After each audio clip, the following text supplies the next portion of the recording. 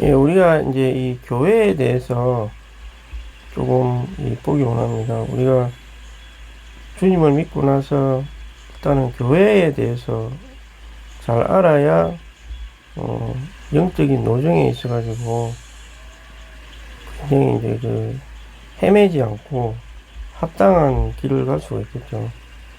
주님을 일단 믿은 것은 좋은데 그 이후에 이제 어떤 교회를 선택하느냐, 교회가 과연 무엇이냐, 이런 거를 좀 알 필요가 있겠죠. 그래서 기독교인이 이제 되고 나서 제일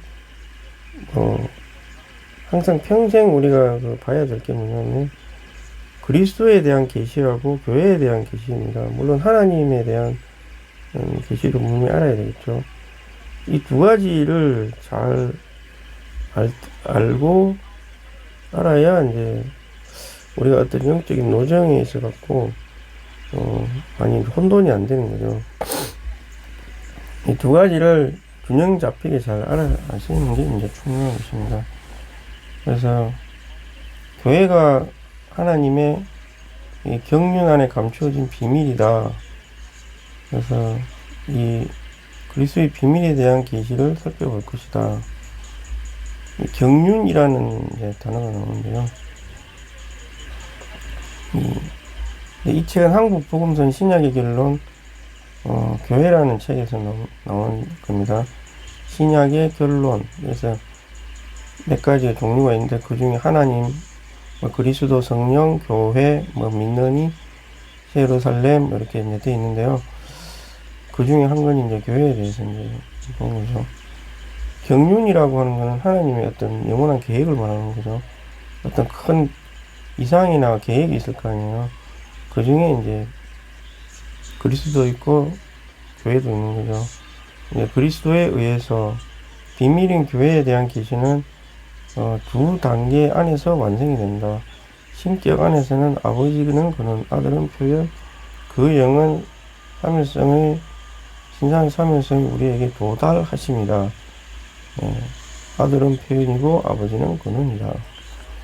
그래서 이 근원이신 아버지가 모든 계시를 갖고 있지만 자신이 직접 계시를 주지 않는다. 먼저 아들로 말미암아 주어지고 그 다음은 그 영으로 말미암아 주어진다. 그러므로 교회에 대한 계시를 주는 데서 첫 번째 단계는 그리스도를 통해서 주시는 것이다. 삼일 하나님에 대해서 이제 이야기가 나오죠. 그래서 이거는 이제 우리 인간 자체가 시간의 영역 안에 존재하기 때문에 삼일 하나님을 완전히 이해할 수 없다. 이제 이렇게 이야기를 하는데, 그거는 일단은 4차원에 사는 사람이, 3차원에 사는 사람이 4차원에 사는 사람을 이해할 수 없는 거와 똑같은 원리겠죠. 그런 말 많이 하잖아요, 지금 보면. 3차원, 4차원보다는 이제 영원 안에 계신 하나님이 시간 안에 이런 식으로 표현할 수도 있겠죠. 이거는 완전히 다른 영역인 거죠. 이 영원은 시간이 존재하지 않는 그렇다 그러잖아요. 차원하고 비슷한 개념일 수도 있죠. 그래서 이 영원 안에 있는 분이 시간 안으로 바로 오면은 우리가 도저히 이게 사실 이해가 안, 시간의 요소가 없기 때문에 그래 너무 거룩하고 그런 하나님 자신으로만 우리에게 나타나면은 아무도 그 앞에 설 수가 없잖아요. 그래서 주님이 시간 안에 먼저 사람으로 오셔가지고 구약에서 많은 예언으로 이미 말씀하셨거든요. 오셔가지고 십자가 통과하고 죽고 부활을 해서 다시 올라가셨기 때문에 이제는 그 영이 되셔갖고 시간 영역을 완전히 초월하시는 분이 될 수 있는 거죠. 그래서 지금은 이런 책을 읽고 있는 우리에게서조차도 계시가 될 수 있는 거죠. 만날 수도 있고 가까우신 분이 되신 거죠. 복음서들 안에서 교회에 대한 계시는 먼저는 이 계시가 복음서들 안에서 그리스도에 의해 주어졌다. 신약의 많은 독자들은 복음서들 안에서 체인되신 그리스도에 대한 계시는 보지 못했고 또 교회에 대한 계시도 보지 못했다. 이렇게 되어 있죠. 그래서 사도들의 첫 번째 무리가 있는데요. 교회에 대한 계시는 복음서들 안에서 그리스도에 의해 첫 번째 무리의 사도들에게 주어졌다. 사도들에게 먼저 주어진 거죠. 교회에 대한 계시가 있는데 그리스도에 의해 첫 번째 무리인 사도들에게 먼저 주어졌습니다. 그래서 마태복음 16장 여기에서 이제 처음으로 나온다는 거죠. 교회가 그리스도에 처음 계시된 것은 마태복음 16장 15, 20이다. 두 번째는 18장 15, 20 이렇게 나온 거죠. 그래서 마태복음 16장에서는 우주적인 교회에 대해서 이제 나오고 있습니다. 내가 내게 이르노니 베드로라 이 반석 위에 교회를 세우리이다. 그래서 이곳에서 주님은 교회에 대해 첫 번째로 말하시고 우주 안에 주님의 유일한 간증을 위한 우주적인 교회이다. 우주적 가문에서의 교회는 유일하게 하나이다. 에베소 1장 끝에서도 교회는 그리스도의 몸으로 말하고 있다. 그리스도의 유일한 한 몸, 이 몸은 교회주 안에서 유일하다. 에베소 1장 15절에서 그리스도께서는 유대 믿는 이, 이방 믿는 이들이 한 세 사람으로 지어졌다. 이 세 사람이 교회이다. 그러므로 세 사람인 교회는 우주적이면서도 하나이다. 예, 이제 마태복음 16장하고 에베소서 1장에서는 이제 우주적인 교회에 대해서 말했고, 이 마태복음에서는 뭐 반석 위에 교회를 건축하겠다, 이 건축 같은 그런 걸 말했고, 이것을 뭐 몸이라고 이제 표현을 했는데, 이 우주적이다는 말은 뭐 우주적이다. 우주라는 말 자체, 여기서 말하는 뭐 우주라는 건 지금 우리가 보고 있는 우주하고는 조금 다른 개념이라고 볼 수 있겠죠. 예. 먼 우주에 일단 지구 같은 게 거의 하나밖에 없다고 가정하고, 그래서 이거는 우리가 눈에 보이는 뭐 몇십억 광년, 이것도 하나의 어떤 일단 하늘로 보는 거죠. 그 하늘 너머로 이제 3층천, 2층천이 있는지 그건 모르겠는데, 지구를 1층으로 보고 이거를 2층으로 보는 건지, 아니면 우주 자체를 1층 하늘로 보고 2층에 뭐가 있는 건지, 그거는 제가 잘 모르겠습니다. 우주 밖에 뭐가 어떤 하늘이 있겠죠. 그 다음에 3층 이렇게 2, 3, 1 지구를 포함해서 1, 2, 3 이렇게 돼. 2층은 뭔지 모르겠어요. 3층 이렇게 돼 있다 봤을 때 이 하나님이 있고 여기에 지금 성도들이 있는데, 또 이 음부라는 것도 있거든요. 죽은 사람들이 일단 땅 밑에서 이렇게 안식하는 영역이 있다고 그래요. 이렇게 있는데, 이걸 다 합쳐서 우주라고 하는 거죠. 눈에 보이는 이 우주만이 우주가 아닌 거죠. 그래서 우주적인 교회는 죽은 사람들과 살아있는 사람들, 그리고 영혼 안에 있는 하나님, 나중에 이제 사실 일부 휴거된 사람도 있잖아요. 구약에 보면은 1, 2, 3 휴거된 사람도 여기 이 삼층천이나 혹은 여기에 있을 수도 있죠. 2층에 있을 수도 있죠. 지금 잘 모르겠어요. 휴거된 사람은 거의 삼층천에 있다고 봐야 되겠죠. 그 주님도 승천했으니까 여기 이 거룩한 영역에 있겠죠. 그러면 휴거된 몇 사람하고 나중에는 대다수가 이제 휴거가 돼가 다시 내려오는데, 이 사람들을 다 합친 거죠. 삼층천에 있는 사람, 지금 현재 땅에 사는 사람, 음부에 있는 사람 다 합쳐서 우주적이다 이렇게 교회라고 말하는 거죠. 하나님 눈에 볼 때는 뭐 교파 여러 가지 파가 많고 하지만 일단 주님 눈에서는 하나의 교회로 본다 그 말이고, 여기 마태복음에서는 내 교회라 했기 때문에 주님께 속한 거고, 사람의 이름 어떤 일을 따라 종파들과 같지 않고 그리스도께서 계시는 건축하고 계시는 교회는 어떤 국가의 도시가 아니라 우주적인 교회인 것입니다. 마태복음 16장 18절에서는 이런 걸 표현했고, 그 다음에 어떤 계시를 기초로 하고 있다는 거죠. 살아계신 아들에 대한 계시를 기초로 하고 있습니다. 이 교회에 대한 계시는 아들에 대한 계시를 기초로 한다. 이게 중요한 거죠. 교회가 어떤 건축물이라고 했을 때 비유를 한다면 가장 기초는 아들에 대한 계시다. 아들에 대한 계시가 잘못되면 아예 그 교회가 그 위에 어떤 걸 쌓아도 다 잘못됐다는 거예요. 그래서 주님이 이제 내가 누구냐, 사람들이 인자를 누구라고 하느냐 이렇게 이제 질문을 하니까 뭐 어떤 사람은 요한이다, 엘리야다, 예레미야다. 그래서 선지자 중 가장 큰 자라고 말을 했는데, 어떤 사람도 그리스도고 하나님의 아들이라는 것은 알 수가 없었습니다. 그래서 시몬 베드로만이 그때 그 그리스도고 살아계신 하나님의 아들이라고 분명하게 말했습니다.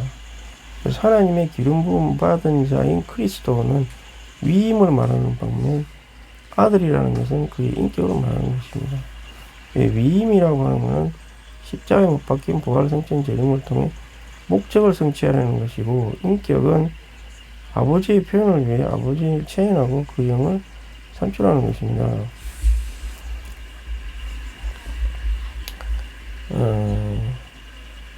다시 베드로가 그 그리스도고 하나님의 아들이라고 선포했습니다. 이 정관사, 그리스도 앞에 그 정관사는 헬라 크리스토스인데 메시아와 똑같은 말입니다. 메시아와 그리스도는 둘 다 기름 부음을 받은 자입니다. 그래서 메시아라는 경우는 다니엘서 여기에 나오고 기름 부음 받은 자인 것입니다. 구약의 원칙은 행정을 수행하려면 기름 부음을 받아야 했습니다. 그래서 제사장, 선지자 다 기름 부음 받았고, 그리스도는 기름 부음을 받았고 행정을 성취하기 위해 관유로 그 위에 쏟아 부어졌던 분입니다. 그래서 16장에서는 이런 그리스도, 우리는 예수 그리스도의 살아계신 하나님이라는 예수님이 그 그리스도고 하나님의 아들이, 이 두 가지가 다 되죠. 위임을 수행하고 많은 아들을 성취하는 큰 목적을 가지고 위임을 받으신 것입니다. 그분은 아들이셔야 했습니다. 계속 이제 부연 설명이 나오는 거죠. 그 다음 아들에 대해서 그리스도와 아들, 존재에 있어서, 인격에 있어서 예수님은 하나님의 아들입니다. 구속은 위임의 시작의 방면일 뿐이었습니다. 궁극적인 결과는, 구속의 궁극적인 결과는 아들들을 산출하는 것입니다. 낳는 것입니다. 그리스도는 인내들을 산출하는 것은 요소 본질을 분배하는 것과 존재와 분배하는 것과 관련이 됩니다. 구속하기 위한 것일 뿐만 아니라 믿는 이를 산출하기 위해서 그리스도에게 위임하셨습니다. 계속 그 위임이라는 그 위임을 수행하는 데 있어 가지고는 본질 요소 생명 본성, 우리의 존재가 필요합니다. 그리스도의 뿐만 아니라 아들이 아니라면 위임을 가지시겠지만 많은 아들을 산출하는 능력은 갖지 못했을 것입니다. 아들이 아니라면, 아들이 이런 이제 산출하는 능력이 있다는 거죠. 산출하는 능력으로 위임하고 아들이 다 필요한 것입니다. 위임은 아들을 낳기 위한, 주님은 위임뿐만 아니라 위임과 낳기 위한 능력을 다 갖고 있는 것입니다. 그래서 예수님이 그 그리스도고 살아계신 아들입니다. 그리스도 아들. 그 복이 있다. 그래서 아버지만이 아들을 하신다. 그래서 그 부분은 우리에게 아들을 비밀인 교회에 대한 계시가 주어지는 기초가 되는 그리스도에 대한 근원은 아버지다.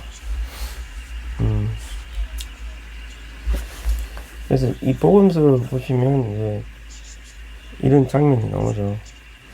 늘 나를 누구라고 하느냐. 계시라고 하는 것은 뭐 요한계시록처럼 무슨 환상 미래에 일어날 거를 뭐 계시한다 이런 의미가 아니라 어떤 사물이든 형체든 그 내적인 의미가 있을 거 아니에요. 내적인 의미를 계시라고 하는 거죠. 내재적인 의미가 있을 거 아니에요. 이 예수님이란 이 사람이 그 영적으로 어떤 내재적인 의미가 있는 것인가? 그 사람이 여기에 시간 안에 존재하는 의미가 무엇인가? 무엇을 위해서 있는 것인가? 하는 그 의미가, 그 의미를 알아야 될 거 아니에요. 그럼 그 의미를 잘못 하고 그 위에서 건축이 되면 그 건축물 자체가 잘못된 거잖아요. 마호멧 같은 경우가 이제 그렇다고 볼 수 있겠죠. 마호메트교. 그 세상에 많은 신을 믿는 그 종교들도 이런 그 삼일 하나님 자체에 대한 계시가 엉뚱한 신을 참된 신이라고 계시를 붙들고 있기 때문에 모든 신을 믿는 종교가 다 잘못된 거죠.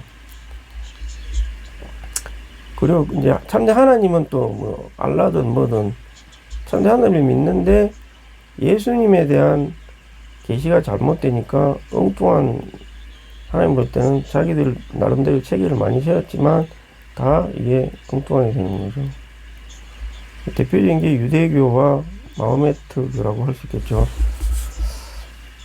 유대교는 왜 지금 현재 잘못되어 있냐면 아들에 대한 계시가 잘못되어 있기 때문에 언젠가 메시아가 나타나서 뭐 이스라엘을 구원해 줄 거다는 지극히 물론 서선지서나 그런 게 써져 있긴 하지만 그게 중심적인 계시는 아니죠. 자기들 나라를 뭐 구해준다 뭐 이런 신으로 믿는 게 아닌 거죠. 근데 이제 마호메트교는 예수님을 선지자라고 생각을 했고, 그리고 마호메트가 더 위대한 선지자라고 하면서 그게 가짜 종교 체계를 세운 거죠, 이게. 뭐 그런 거고. 그래서 아들에 대한 계시가 굉장히 중요한 거죠, 사실. 하나님의 아들이 바로 그 그리스도일 뿐만 아니라 그 아들이다 하는 이 두 가지 계시. 그래서 이제까지 계속 설명을 했습니다. 그래서 이거는 뭐 영적인 거는 그래요. 영적인 거는 근거가 뭐 하나님 말씀이죠. 근데 이 하나님 말씀에 대한 근거는 뭐냐 이 말이죠. 이건 없어요. 하나님의 말씀 그 자체죠. 그래서 이것까지 근거를 따지려고 그러면 더 이상의 근거는 없는 거죠.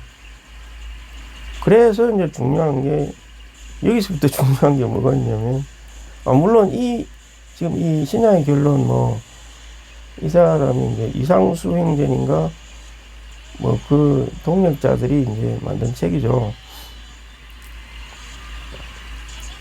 그냥 성경에 있는 계시를 조금 더 풀어서 말을 했을 뿐인 거죠. 사실은 얼마든지 풀어서 말을 할 수는 있죠. 근데 올바르게 풀어야 되겠죠. 제가 이 책을 하는 이유도 이게 여기서 말하는 내용이 제가 봤을 때는 근거는 나 자신이죠. 사실 나를 비판하든 말든 건 상관없는데 내가 일단 봤을 때 이게 어느 정도 가장 정확하게 해석을 했다고 생각하기 때문에 내가 이렇게 하는 거죠. 그렇고 어쨌든 이 계시라고 하는 그 근거는 하나님 말씀이고 그 살아있는 하나님의 성령의 운행하심이죠. 만약에 내가 나한테도 그럼 영이 있잖아요. 거듭났다면 영이 있는데 합당한 이 풀이를 성경에 근거한 이것도 일종의 계시라고 볼 수 있겠죠. 확장된 계시라고 볼 수 있는데 이거를 내가 읽었을 때 내 안에 영이 합당하게 반응을 하고 느낌이 좋으면 뭐 이건 참된 거다 이렇게 내가 판단할 수밖에 없는 거잖아요. 내가 뭐 이 세상의 모든 사역을 다 알 수도 없는 거고 다 판단해서 할 수도 없지만 그래도 나한테 영이 있고 있다면 이제 이게 아멘이 되는 거죠. 합당하게. 그뿐만 아니라 이제 이 사역에서 세운 진짜 교회가 지금 있을 거 아니에요. 한국에서는 뭐 지방교회다 이렇게 말을 하는데 이 지방교회라는 말 자체도 이게 자기들이 갖다 붙인 이름이지 뭐 그냥 교회죠 사실은. 교회고 어찌됐건 간에 이 교회 생활이 또 합당해야 될 거 아니에요. 이 계시만 합당한 게 아니라 거기에 생활하는 사람들도 100%는 다는 합당하지 않지만 그래도 진짜 합당한 사람이나 교회들이 있을 거 아니에요. 뭐 이 땅에서 뭐 다 변화가 되는 과정에 뭐 모든 게 다 완전할 수는 없겠지만 그래도 생명의 노선을 그대로 따르고 있고 교회 내 안에 영 안에서 아멘이 된다면 아 이건 참된 사역이구나 이렇게 인정을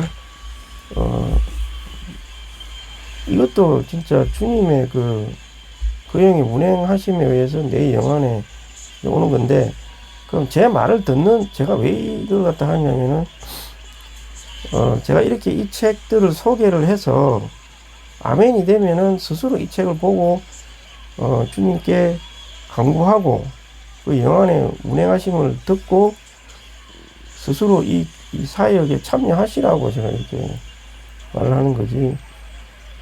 이건 내가 내 자신을 드러내기 위해서 이걸 하는 건 아니라는 거죠. 아니라는 걸 분명히 밝혀드립니다. 이 책은 사서 보시되 이 책을 조금 더 잘 들어갈 수 있게끔 그냥 소개하는 그런 거라고 볼 수 있고 각자의 판단은 영 안에서 판단을 하시면 되는 거예요. 근데 뭐 이제까지 기독교 교회 역사를 보면은 항상 주님은 합당한 사역들을 일으켜 왔고 사역자들이 또 시간이 지나면서 올바르지 않으면은 또 다른 사역을 세우고 뭐 계속 그렇게 하셨는데 근데 뭐 주님 오실 때까지 계속 또 다른 사역을 세울 수는 없고 그건 아니잖아요. 사실 사람이 부족해서 그런 거지. 언젠가는 이제 예배에서 나오듯이 유일한 한 사역으로 이제 확정이 되겠죠. 확정이 되고 그 사역을 따르는 사람들에 의해서 영적인 성전이 진짜 건축이 되고 주님이 처음에 오셨을 때 성육신을 했을 때는 구약에 많은 예언들이 있었지만 그 교회 그 당시 교회라고 하는 유대 민족이죠. 유대 민족이 엄청나게 많은 뭐 시험을 거치고 최종적으로 바벨론에서 딱 헌신해서 돌아온 무리들이 다 돌아온 건 아니에요. 돌아와서 성전도 세우고 또 헬라의 지배까지 또 통과하고 또 로마의 지배까지도 받으면서 신앙을 지키실 때 그때서야 비로소 주님이 오시잖아요. 그 철저한 시험을 거쳐서 주님이 오신 거죠. 마찬가지인 거죠. 그 이후 주님이 이제 그 영이 되신 이후에 교회도 엄청나게 많은 시련을 지금도 겪고 있는 거죠. 2000년 동안. 예.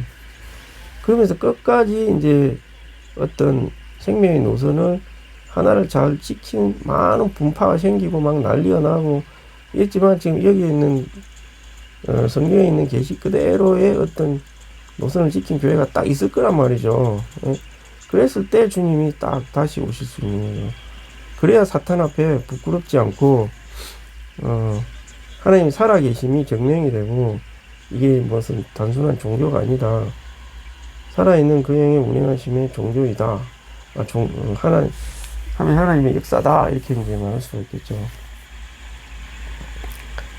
자, 아마 그런 의미에서 제가 말씀을 드리는 것입니다.